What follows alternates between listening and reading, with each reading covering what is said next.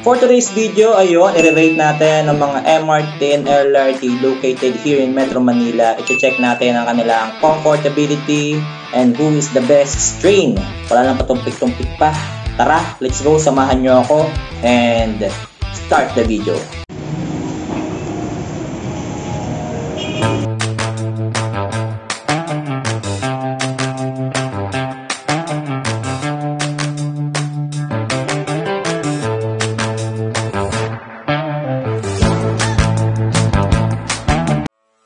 Ayun nga mga pare ko, yung unang sinakyan natin is the LRT1. So, unang pasok pa lang natin sa loob ng train, mapapansin na natin na malinis, mabango, well-lighted mga kaibigan, and the safety, yes, maganda naman siya, and maluwag. Ayun nga po, no.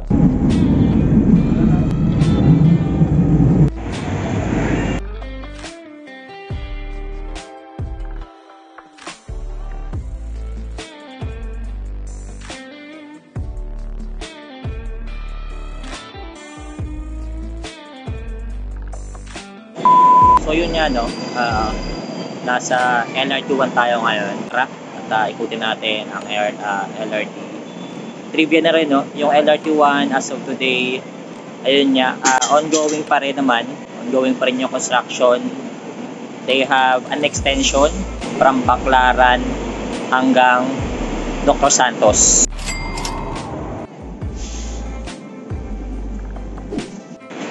At ayun niya, kung mapapansin nyo, no, lahat ng train na nag-ooperate sa Pilipinas is merong cable sa taas.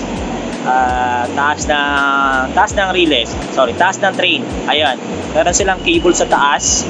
So ito ay may purpose po, no? So meron siyang purpose at as of now, kumbaga may lang siya, may speed limit lang siya. Since yun nga yung design niya at doon kumbaga tumatakbo yung signal, electricity, and then kung ano pa man. So I'm gonna make a separate video siguro at proceed na tayo sa LRT2 and let's go.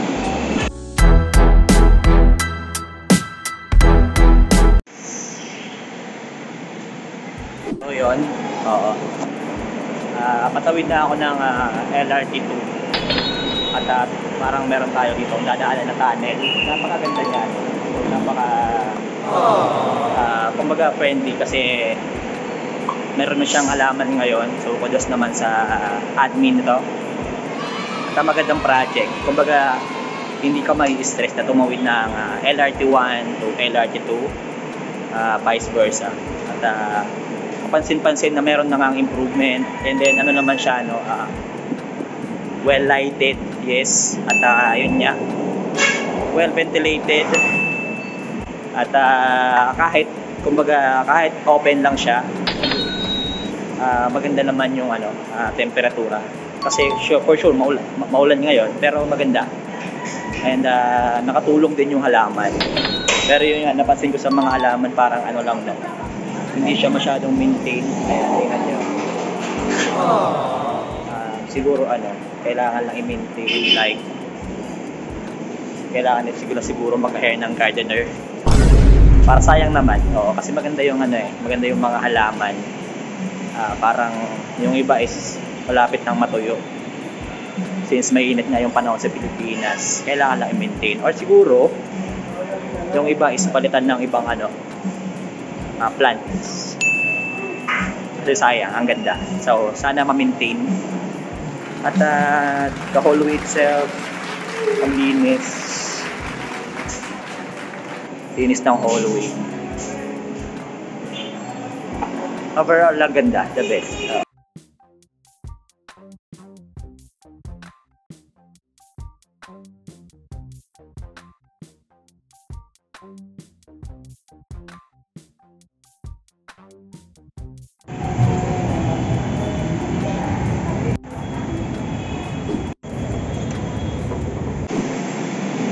Ayun nga, dito na tayo sa LRT2 at pasakay na tayo ng train papuntang papuntang Cubao.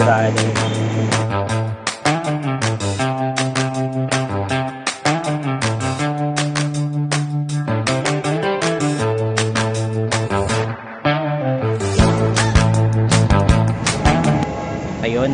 Oo, at nakargahan na natin yung ano natin, beef card. So tara, tawid na tayo. So yun, sakit na tayo ng train papuntang Cubao.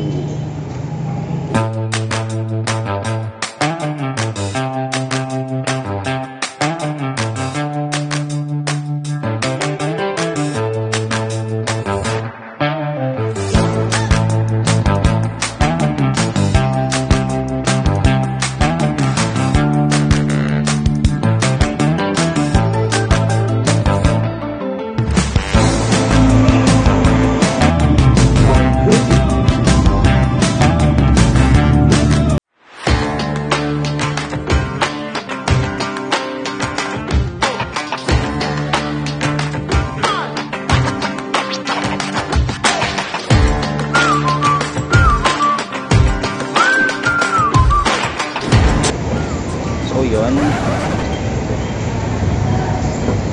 nakababa na tayo ng ano, LRT2 at ang luwag, ayun, compared sa compared sa LRT1, napakaluwag ng ano natin ng LRT2.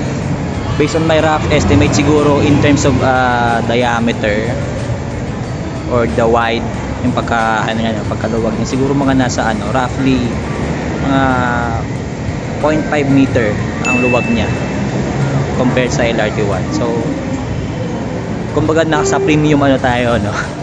Premium na LRT, yung tinatawag nating LRT2. At ito, papunta na tayo ng MRT, diretso uwi. So tara.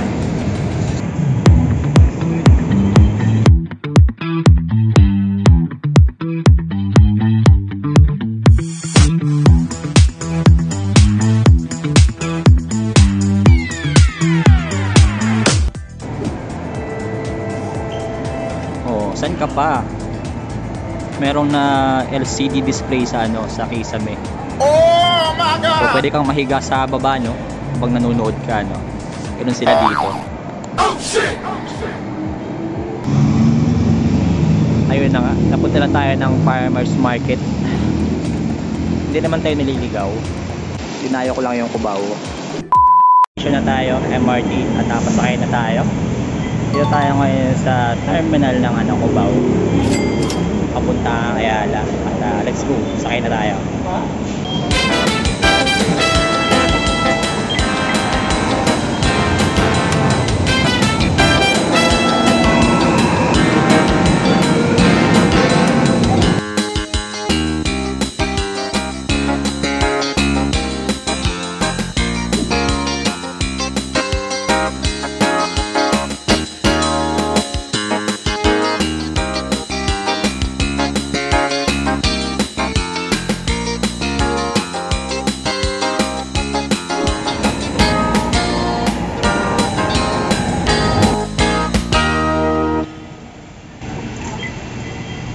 So yun, mission success.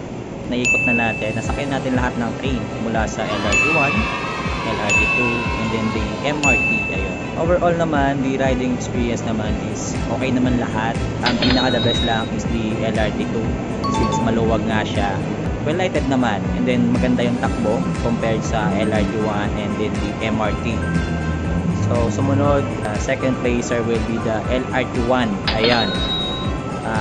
Since maganda yung experience natin doon. And then the last, pero hindi naman worst, the MRT3. Oo, kasi yun yan talaga yung laging punuan since nasa EDSA siya. At mas maraming pasahero compared sa LRT1 and LRT2. Pero overall, the safety, okay naman. The cleanliness, lahat naman malinis, well lighted naman lahat. So ayun, so okay naman lahat ng train natin ngayon sa Pilipinas. Overall, all goods naman. And then continue pa rin na kumbaga continue pa rin na natin, i-patronize ang MRT natin. At yung government naman natin is patuloy na nakakaroon ng improvement. Kung mapapansin nyo dito sa Manila, trains are continuous na ini-improve at meron nga silang mga projects na yun ongoing. So tingnan natin kung kailan nila matatapos to, no? So for now, yun muna. And yun lang, dahil dyan, thank you. And uwi na.